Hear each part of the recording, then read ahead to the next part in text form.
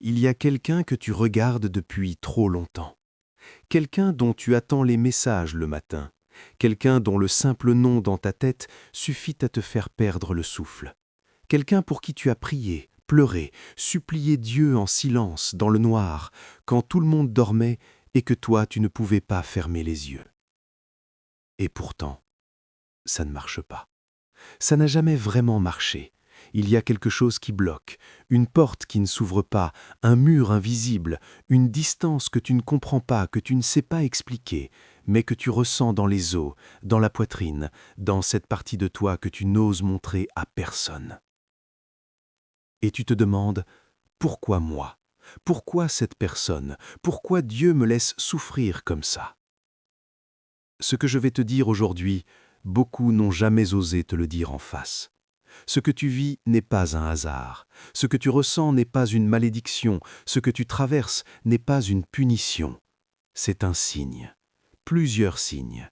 Des signes que Dieu t'envoie depuis des semaines, peut-être des mois, peut-être des années. Et dans cette vidéo, on va les décrypter ensemble, un par un, sans filtre, sans mensonge spirituel poli. Parce que tu mérites la vérité.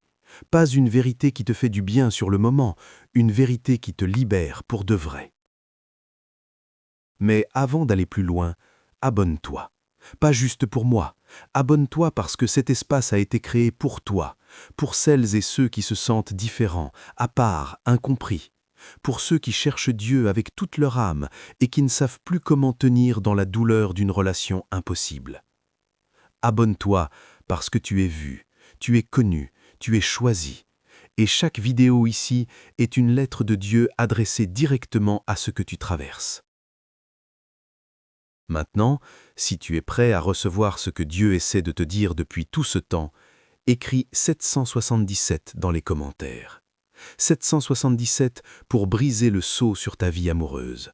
777 pour dire à Dieu « Je suis prêt à entendre ».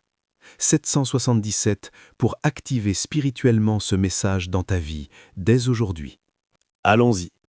La première chose que Dieu fait quand il veut t'éloigner de quelqu'un, ce n'est pas une catastrophe, ce n'est pas un miracle spectaculaire, ce n'est pas un ange qui descend du ciel pour te dire « Arrête, cette personne n'est pas pour toi ». Non, il commence par des chuchotements. Et la plupart du temps, on n'écoute pas les chuchotements. On les noie dans la musique, dans les distractions, dans les conversations, dans les explications rationnelles qu'on se donne pour continuer à espérer ce qu'on espère. Voici les signes, ceux que tu as peut-être ignorés, ceux que tu as réinterprétés pour qu'ils correspondent à ceux que tu voulais croire. Premier signe, la paix qui disparaît. Chaque fois que tu penses à cette personne, chaque fois que tu interagis avec elle, chaque fois que tu planifies un avenir avec elle dans ta tête, cette paix profonde que tu ressens quand tu es dans l'axe de Dieu disparaît. Elle se remplace par de l'anxiété, par de l'incertitude, par un besoin constant de validation, de réassurance, de preuve que cette personne te veut vraiment. La paix de Dieu dépasse tout entendement. Philippiens 4, 7. Et quand elle s'en va dès que tu penses à quelqu'un, c'est Dieu qui te parle, en silence, mais clairement. Deuxième signe, tu pries pour cette personne, mais tu n'as jamais de réponse claire. Tu as demandé à Dieu des centaines de fois « Seigneur, est-ce que c'est la bonne personne ?» Et chaque fois, soit le silence, soit un malaise que tu ne sais pas décrire, soit une situation qui se dégrade juste après que tu aies prié. Dieu répond toujours. Parfois il dit oui, parfois il dit attends, parfois il dit non. Et le silence répété sur une même demande, c'est souvent sa façon de dire « Cette question, je ne veux pas que tu continues à la poser ». Troisième signe, cette personne t'éloigne de Dieu plutôt que de t'en rapprocher. Depuis que cette personne est dans ta vie, dans ton cœur, dans ton esprit, est-ce que tu pries plus? Est-ce que tu te sens plus proche de Dieu? Est-ce que ta foi a grandi? Ou est-ce que tu as commencé à négocier avec tes valeurs, à accepter des choses que tu n'aurais jamais acceptées avant, à mettre Dieu de côté pour ne pas faire peur à cette personne? Toute relation qui t'éloigne de Dieu n'est pas une bénédiction, c'est un test et peut-être un avertissement. Quatrième signe, les obstacles répétés. Vous avez essayé de vous retrouver, ça n'a pas marché. Vous avez essayé de construire quelque chose a toujours brisé l'élan. Des malentendus inexplicables, des timings qui ne correspondent jamais, des circonstances qui semblent conspirer contre vous. La plupart des gens appellent ça la malchance. Dieu appelle ça la protection. Tape Je vois les signes dans les commentaires si tu te reconnais dans au moins un de ces 4 signes. Pas pour moi, pour toi. Parce qu'écrire, c'est affirmer. Et affirmer, c'est commencer à recevoir. Il y a une question que tout le monde pose, mais que peu de gens supportent la réponse honnête. Pourquoi Dieu me laisserait aimer quelqu'un que je ne peux pas avoir ? C'est la question la plus douloureuse de toutes, parce qu'elle sous-entend quelque chose de terrible. Que Dieu serait cruel, que Dieu jouerait avec tes émotions, qu'il t'aurait mis cette personne dans le cœur juste pour te regarder souffrir. Mais ce n'est pas ça. Ce n'est absolument pas ça. Voici ce que la parole dit. « Car je connais les projets que j'ai formés sur vous, dit l'Éternel, projets de paix et non de malheur, afin de vous donner un avenir et de l'espérance. » Jérémie 29, 11. Les projets de Dieu sur ta vie amoureuse sont des projets de paix, pas de tourment, pas de cycle de souffrance, pas de quelqu'un qui te fait sentir petit, insuffisant, jamais assez. Alors pourquoi Dieu bloque ? Raison numéro 1. Cette personne n'est pas dans ton alignement spirituel. L'alignement spirituel, ce n'est pas juste « est-ce qu'on va à la même église ?» C'est beaucoup plus profond que ça. C'est « est-ce que cette personne a la même direction que moi ?» Est-ce que son appel dans la vie va dans le même sens que le mien? Est-ce que sa vision, ses valeurs, son rapport à Dieu sont compatibles avec ce que Dieu a mis en moi? Parce que 2 personnes qui s'aiment mais qui vont dans des directions opposées ne construisent pas, elles se déchirent. Raison numéro 2, tu n'es pas encore prêt toi-même. Voilà quelque chose que personne ne veut entendre. Parfois, Dieu ne bloque pas l'autre personne, il te bloque toi. Parce qu'il voit qui tu seras dans 2 ans, dans 5 ans, quand tu auras traversé certaines choses, quand tu seras guéri de certaines blessures, quand tu seras devenu la personne que tu es appelé à être. Et il sait que si tu obtiens cette relation maintenant, dans l'état dans lequel tu es, tu vas la détruire, ou elle va te détruire. Pas par malveillance, par incompatibilité de maturité spirituelle. Raison numéro 3, cette personne porte des liens que tu ne vois pas. Il y a des gens qui ont dans leur vie des liens spirituels, des traumatismes non guéris, des dynamiques familiales, des habitudes émotionnelles qui les rendent incapables d'offrir ce que tu mérites. Ce n'est pas leur faute, mais ce n'est pas non plus ta croix à porter. Dieu ne t'a pas créé pour être le sauveur de quelqu'un. Il t'a créé pour être aimé, construit, porté de manière saine et sainte. Raison numéro 4, cette relation te détournerait de ton appel. Tu as un appel, une mission, quelque chose que Dieu a mis en toi depuis avant ta naissance. Et certaines relations, si elles se réalisaient, te feraient passer à côté de cet appel. Non pas parce que l'autre personne est mauvaise, mais parce que l'énergie, le temps, l'attention que tu lui donnerais t'éloignerait de ce pourquoi tu as été fait. Écris « Libère-moi, Seigneur » dans les commentaires si tu sens qu'une relation t'a éloigné de ton appel. C'est une déclaration, c'est une prière, et Dieu l'entend. Il y a une scène dans la Bible qui me revient toujours quand je pense à ces moments où on ne comprend pas les blocages de Dieu. C'est l'histoire de Balaam et de son âne. Nombre 22. Balaam chevauchait son âne et l'animal s'arrêtait, refusait d'avancer, se cognait contre un mur. Balaam était furieux. Il ne comprenait pas pourquoi son animal, si fiable, se comportait soudainement de façon erratique. Ce que Balaam ne voyait pas, un ange de Dieu se tenait sur le chemin, avec une épée. L'âne voyait ce que le maître ne pouvait pas voir. Et parfois, tu es Balaam. Tu pousses, tu forces, tu insistes, tu pries pour forcer une porte. Et Dieu envoie son ange sous forme d'obstacles, de refus, d'impossibilités répétées, pour te protéger de ce qui t'attend si tu avances. Ce que Dieu voit que tu ne vois pas, il voit la version future de cette personne. Toi, tu vois la personne maintenant, ses qualités aujourd'hui, ses promesses d'hier, ses moments de tendresse. Mais Dieu voit la trajectoire. Il voit qui cette personne sera dans 10 ans si elle ne choisit pas la guérison. Il voit les schémas qui se répéteront. Il voit la douleur qui t'attend si tu t'entêtes. Il voit tes blessures non guéries. Sais-tu pourquoi tu es si attiré par cette personne en particulier ? Parfois, l'attraction la plus forte n'est pas un signe divin, c'est un signe de traumatisme. On est attiré par ce qui nous est familier, et si ce qui nous est familier depuis l'enfance, c'est l'amour conditionnel, la validation qu'on doit mériter, l'affection qui disparaît, alors on va chercher inconsciemment des partenaires qui reproduisent ce schéma. Dieu voit ça, il voit que tu confonds familiarité et destinée. Il voit l'alternative.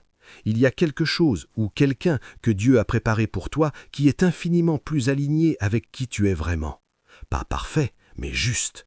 Et chaque seconde que tu passes à t'accrocher à ce qui ne peut pas être, c'est une seconde de plus avant que tu puisses recevoir ce qui est préparé pour toi. Il voit ton potentiel. Dieu sait ce que tu peux devenir, et il sait que certaines relations, si elles se réalisaient, plafonnent ton potentiel. Elles te gardent petit, elles te gardent dans une dynamique de conquête, de validation, de lutte, alors que tu es fait pour construire, rayonner, impacter. La question n'est pas « pourquoi Dieu me bloque ?» La vraie question est « à quoi est-ce que je tiens si fort que je ne veux pas voir ce que Dieu essaie de me montrer ?» Tape « j'accepte de voir » dans les commentaires. C'est courageux. Voir la vérité est toujours courageux, et c'est le premier pas vers la vraie liberté. On n'aime pas parler de la douleur dans les cercles chrétiens modernes. On préfère parler de bénédiction, de prospérité, de faveur. Et ces choses sont réelles. Dieu bénit, Dieu favorise, Dieu prospère. Mais Dieu parle aussi à travers la douleur. Et si tu es en ce moment dans une douleur causée par cette personne que tu ne peux pas avoir, je veux que tu l'écoutes autrement. Pas comme une malédiction, pas comme une punition, pas comme la preuve que tu es maudit en amour. Écoute-la comme un message. La douleur dit « tu vaux plus que ça ». Chaque larme que tu as versée sur quelqu'un qui ne t'a pas choisi en retour, chaque nuit sans sommeil, chaque fois que tu as vérifié ton téléphone en espérant son prénom, cette douleur crie quelque chose. Elle crie que tu mérites d'être choisi, clairement, pleinement, sans ambiguïté, et que ce que tu vis ne correspond pas à ce que tu mérites. La douleur dit « il y a une blessure plus ancienne à guérir ». Souvent, la douleur d'une relation impossible est disproportionnée. Elle est trop grande pour ce qu'elle est en surface. Et quand la douleur est disproportionnée, c'est signe qu'elle touche à quelque chose de plus profond. Une blessure d'abandon, une blessure de rejet, une blessure d'enfance jamais soignée. Et Dieu utilise cette relation pour faire remonter à la surface ce qui doit être guéri. Il ne t'a pas mis cette douleur, il l'a permise pour que tu ne puisses plus l'ignorer. La douleur dit « tu es en train de t'accrocher à ta propre volonté ». Il y a un niveau de douleur qui vient de la résistance, du fait de vouloir ce que Dieu ne veut pas pour toi. Pas parce que tu es mauvais, mais parce que tu es humain. Et cette tension entre ce que tu veux et ce que Dieu veut produit une douleur particulière. Une douleur qui ne disparaîtra pas tant que tu n'auras pas desserré les mains. Jésus a prié dans Gethsémanée « Père, que cette coupe s'éloigne de moi. Toutefois, non pas ce que je veux, mais ce que tu veux. » Matthieu 26, 39. Même lui a dû choisir la volonté du Père au-dessus de ce qu'il vivait dans l'instant. La douleur dit « il est temps de passer à autre chose ». Il y a un moment où la douleur n'est plus un message à décrypter. Elle est simplement la sonnerie d'alarme qui dit « lève-toi, pars, avance, le temps de l'attente est terminé, c'est le temps du mouvement ». Et ce mouvement ne sera pas facile, il sera même plus douloureux dans les premiers pas. Mais au bout de ce chemin, il y a quelque chose que tu ne peux pas imaginer encore. Écris « Ma douleur est un portail » dans les commentaires, parce que c'est vrai, chaque grande douleur, traversée avec Dieu, devient l'entrée vers ta prochaine saison. Je vais te parler de quelque chose dont peu de pasteurs parlent en chair, mais qui est réel et qui explique pourquoi certaines personnes vivent des blocages répétés en amour, pas une fois, pas deux fois, mais en schéma. Le saut spirituel. Ce n'est pas de la superstition, ce n'est pas de la magie noire, c'est une réalité spirituelle ancrée dans la parole. Il y a des liens qui se créent, par nos expériences passées, par nos paroles, par nos actes, par ce qu'on a vécu ou subi, qui agissent comme des sauts sur certaines dimensions de notre vie, des portes qui ne s'ouvrent plus, des espaces qui semblent verrouillés. Comment un saut s'installe sur la vie amoureuse? Des relations passées où tu t'es donné entièrement, corps, âme, esprit, à quelqu'un qui n'était pas ton conjoint préparé par Dieu, créent des liens spirituels. La Bible appelle ça les liens de l'âme. Et ces liens, même quand la relation se termine, ne se rompent pas automatiquement. Ils restent, ils influencent, ils attirent les mêmes types de situations. Des serments prononcés dans la douleur, je n'aimerai plus jamais, personne ne me fera confiance, l'amour fait toujours mal, sont des déclarations spirituelles. Et les déclarations ont du poids dans le royaume spirituel. Des paroles reçues de parents, de proches, de figures d'autorité, tu ne trouveras personne, tu es trop difficile, l'amour n'est pas pour toi, qui ont été acceptées, même inconsciemment, agissent comme des malédictions verbales. Mais voici la bonne nouvelle. Tout sceau peut être brisé par la puissance du sang de Jésus-Christ, par la parole prononcée avec foi, par la prière de renonciation. Romains 8:2, la loi de l'esprit de vie en Jésus-Christ t'a affranchi de la loi du péché et de la mort. Tu n'es pas condamné à répéter les mêmes schémas, tu n'es pas destiné à souffrir en amour pour toujours. Tu peux être libéré, tu peux être guéri, tu peux recevoir ce que Dieu a préparé pour toi, mais cela commence par briser ce qui a été scellé sans autorisation. Écris 777 brise le sceau dans les commentaires. 777, le chiffre de la complétude, de la perfection divine, 3 fois, pour le Père, le Fils et le Saint-Esprit. Écris-le comme une prière, parce que c'en est une. Je vais faire une pause ici. Et si tu regardes cette vidéo et que tu réalises que tu portes un sceau sur ta vie amoureuse, je veux que tu saches ceci. Tu n'as pas à continuer à vivre sous ce poids. La libération est possible. Dieu ne t'a pas abandonné dans tes schémas. Il attend simplement que tu lui tendes les mains et que tu dises « Seigneur, prends ça, brise ça, guéris ça ». Il y a un calcul que personne ne fait. Pas dans la douleur, pas quand on est encore dans le brouillard de l'attachement, mais il est temps de le faire. Qu'est-ce que cette personne t'a coûté spirituellement? Pas émotionnellement, pas en temps, pas en argent, spirituellement. Elle t'a coûté de la prière. Combien d'heures as-tu passé à penser à cette personne, à tourner et retourner les scénarios dans ta tête, à analyser chaque message, chaque silence, chaque regard? Des heures qui auraient pu être données à Dieu. Pas pour te culpabiliser, mais pour réaliser qu'une partie de ton espace intérieur qui appartient à Dieu a été occupée par une idole. Parce que c'est ce qu'on fait quand on place quelqu'un au-dessus de Dieu dans son cœur. On en fait une idole. Et les idoles coûtent cher. Elle t'a coûté de la clarté. Tu t'es déjà réveillé un matin avec cette paix incroyable, avant que la première pensée sur cette personne n'arrive. Cette clarté-là, cette connexion directe avec Dieu au réveil, avant que le bruit commence. Cette clarté, tu l'as peut-être perdue depuis longtemps, parce que la première chose que ton esprit fait chaque matin, c'est chercher cette personne, la vérifier, l'attendre, l'espérer. Elle t'a coûté d'identité. Sais-tu qui tu es, en dehors de cette relation ou de cette attente? Sais-tu encore ce qui te fait vibrer, ce que tu aimes, ce pourquoi tu es fait, en dehors de cette dynamique? Ou est-ce que cette personne a tellement pris de place que tu ne sais plus très bien qui tu es quand elle n'est pas là? C'est l'un des coûts les plus profonds et les moins visibles, la perte de soi. Elle t'a coûté d'élan. Il y a des choses que tu devais faire, des projets, des appels, des rêves, que tu as mis en pause, consciemment ou non, en attendant que cette relation se clarifie. Comme si ta vie ne pouvait vraiment commencer qu'une fois cette situation résolue. Et pendant ce temps, l'élan que Dieu avait mis en toi s'est ralenti, s'est essoufflé, s'est peut-être même endormi. Ce n'est pas une condamnation, c'est une invitation. Une invitation à reprendre ce qui a été pris, à récupérer ta prière, ta clarté, ton identité, ton élan. Tape « Je reprends ce qui m'appartient » dans les commentaires. Ce n'est pas de l'arrogance, c'est de la conscience spirituelle. Ce que l'ennemi a volé, ce que tu as inconsciemment sacrifié, peut être restitué, pas par ta force, par celle de Dieu. Je veux te parler de Ruth. Ruth était une femme de Moab. Veuve, sans enfant, sans avenir visible. Elle avait perdu son mari et sa belle-mère Naomi lui avait dit « Rentre chez toi, refais ta vie, tu n'as rien à attendre de moi ». Et Ruth aurait pu partir, c'était le choix logique, le choix pratique. Mais elle avait dit ces mots devenus célèbres « Où tu iras, j'irai, ton Dieu sera mon Dieu ». Ruth 1, 16. Et elle a suivi Naomi à Bethléem, dans l'inconnu, dans ce qui semblait être une vie sans issue. Et là, dans les champs de Bethléem, en glanant les épis que les moissonneurs laissaient tomber, elle a rencontré Boaz.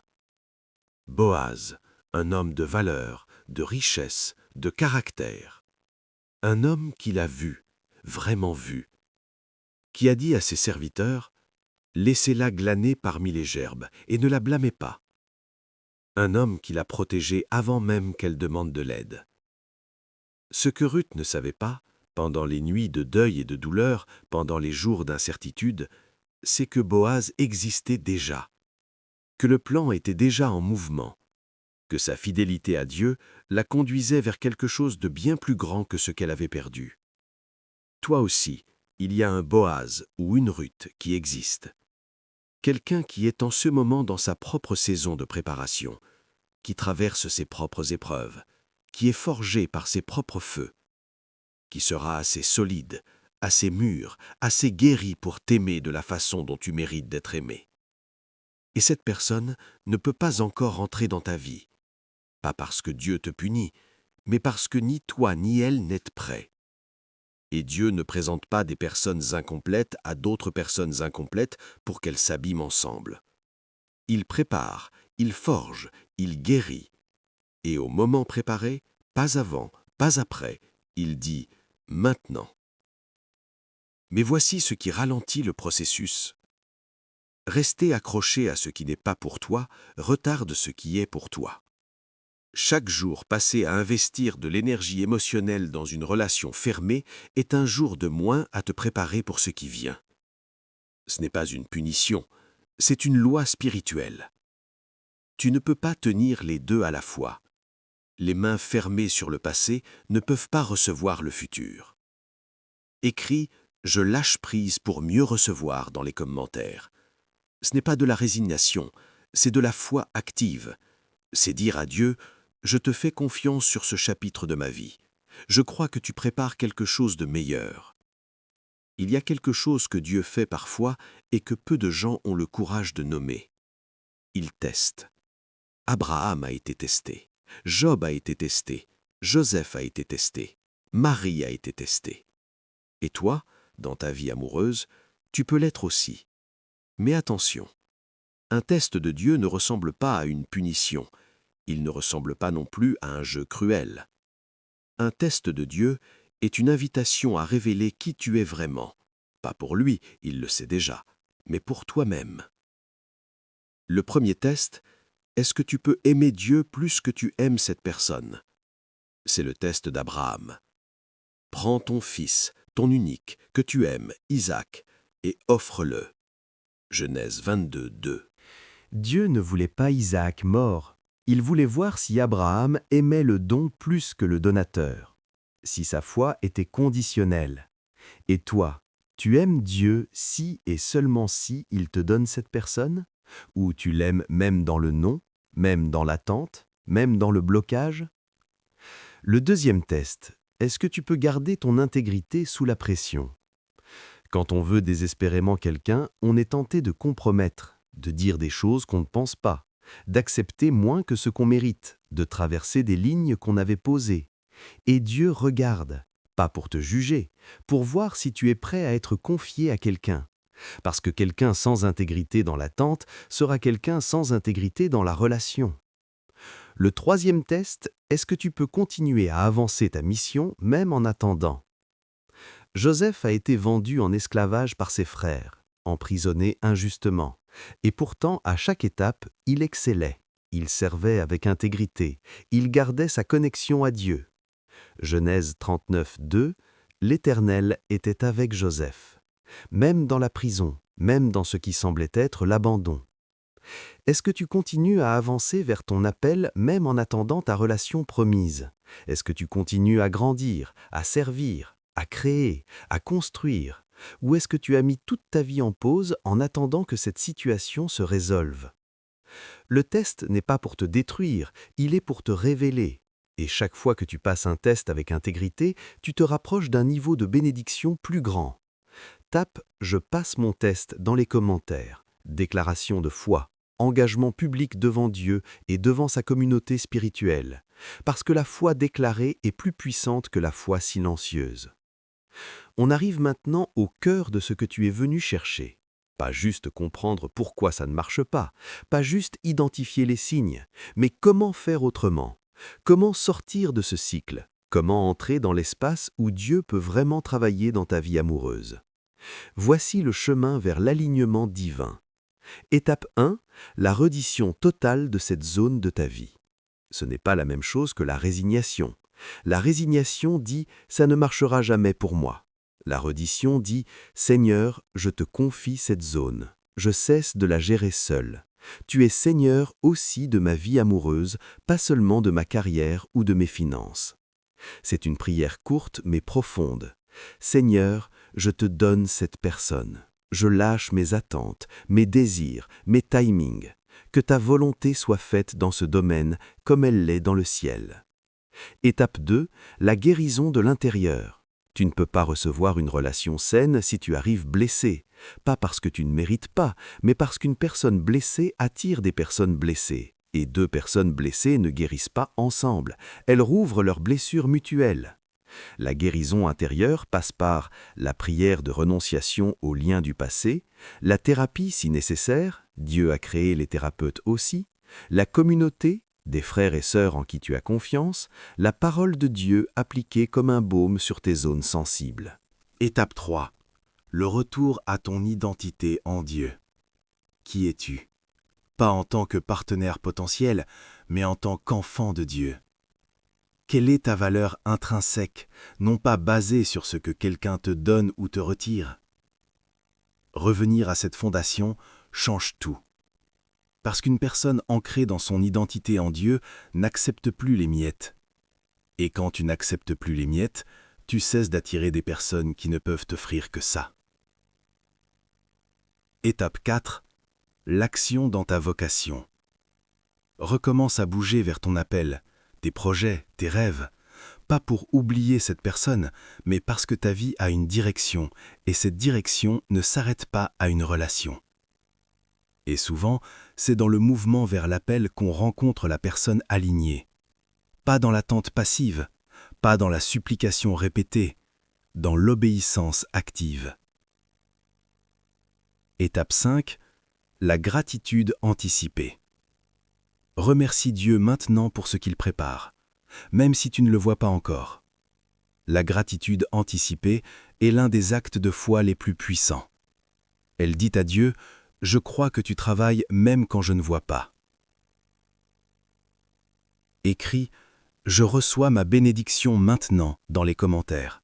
Pas demain, maintenant. L'alignement commence par un acte de foi dans le présent.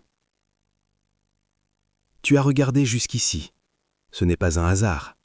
Dans un monde où l'attention dure 7 secondes en moyenne, tu es là, toujours là, à cette dernière partie. Et je veux que tu saches pourquoi tu es là. Tu es là parce que quelque chose dans ce que tu as entendu a résonné avec quelque chose de profond en toi. Une reconnaissance, une vérité que tu savais mais que tu n'avais peut-être jamais entendue aussi clairement. Tu es là parce que Dieu t'a amené ici. Ce n'est pas de la rhétorique, c'est une conviction. Il n'y a pas de hasard dans le royaume de Dieu, pas de « je suis tombé dessus par accident ». Tu étais guidé vers ce moment, vers ces paroles, vers cette invitation. Et l'invitation est la suivante. Lâche cette personne. Pas dans l'amertume, pas dans la honte, pas dans la colère, mais dans la foi, dans la confiance, dans la certitude que ce qui est fermé par Dieu est fermé pour ta protection et pour ta promotion. Lâche le contrôle de ton histoire amoureuse.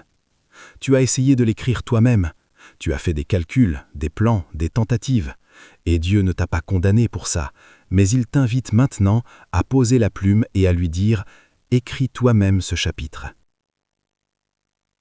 Fais confiance à celui qui te connaît mieux que tu ne te connais toi-même. Il a créé ton âme, il a tissé ta capacité à aimer. Il connaît le partenaire qui correspond non pas à qui tu es aujourd'hui, mais à qui tu seras dans ta pleine maturité spirituelle. Et maintenant, avant de terminer, je veux prier avec toi. Prière de libération. Seigneur Dieu, je me présente devant toi avec tout ce que je porte, avec cette douleur que j'ai peut-être trop longtemps portée seule, avec cet attachement que je t'ai caché parce que j'avais honte ou parce que j'espérais encore le régler moi-même. Aujourd'hui, Seigneur, je te donne cette personne. Je lâche ce lien. Je renonce aux attentes que j'y ai mises. Je renonce aux serments que j'ai prononcés. Je renonce aux liens de l'âme qui m'ont enchaîné. Je déclare que ma vie amoureuse t'appartient, que tu es Seigneur de cette zone aussi, que tes projets sur moi sont des projets de paix, d'avenir, d'espérance. Brise tout sceau qui a été posé sur cette dimension de ma vie. Guéris toute blessure qui attire des dynamiques de souffrance. Restaure mon identité en toi. Et Seigneur, en ton temps, pas le mien, amène la personne que tu as préparée pour moi. Quelqu'un qui te connaît, quelqu'un qui me voit, quelqu'un avec qui je peux construire pour ta gloire. En attendant, je choisis de t'aimer, toi d'abord. De marcher vers mon appel, d'être la personne que tu m'as appelée à être. Au nom de Jésus-Christ, Amen. Tape Amen dans les commentaires si tu as prié cette prière avec moi. Pas pour les likes, pas pour le compteur, mais parce que l'Amen est une déclaration. Il signifie qu'il en soit ainsi. Et chaque Amen dans ce fil de commentaires sera une prière communautaire. Une armée de personnes qui ont choisi de lâcher prise et de faire confiance à Dieu. Partage cette vidéo avec quelqu'un qui en a besoin ce soir. Tu ne sais peut-être pas qui exactement. Mais quelqu'un dans ta liste de contacts est en ce moment dans le brouillard de cette douleur. Et peut-être que ces mots sont ce dont cette personne a besoin pour recommencer à respirer. Abonne-toi si tu ne l'as pas encore fait. Cet espace est fait pour toi. Pour celles et ceux qui cherchent Dieu avec sérieux. Pour celles et ceux qui refusent une foi superficielle. Pour celles et ceux qui savent qu'il y a plus. Plus de profondeur, plus de guérison, plus de sens. Et qui ne sont pas prêts à s'arrêter avant d'y avoir accès. Tu es vu, tu es connu, tu es choisi. Et ton histoire n'est pas terminée. Elle recommence. À la prochaine vidéo, et d'ici là, marche. Avance. Fais confiance. Que la grâce et la paix de Dieu soient avec toi, toujours.